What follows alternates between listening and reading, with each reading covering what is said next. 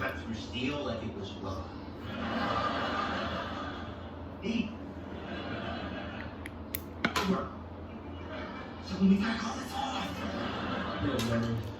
For years, merciless thugs like Kripke have made my life a series of painful noogies, humiliating legends, and the insensitively named Indian burns. That stops now. But Sheldon, we don't have a chance. The only improvement you're able to make on the robot was to put fresh batteries in the remote. What you fail to realize is Kripke suffers from a fatal flaw, overconfidence from his robot's massive size and his overwhelming power. It's not overconfidence, that's observation. Trust me, Kripke will fall easy prey to my psychological warfare. Observe. Kripke!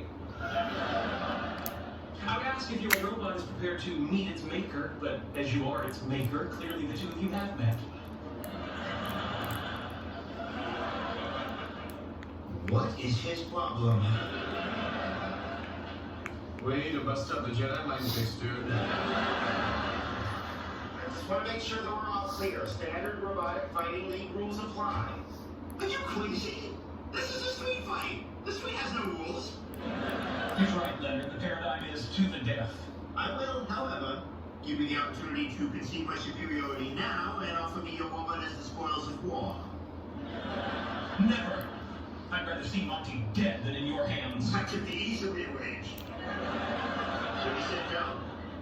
Do it.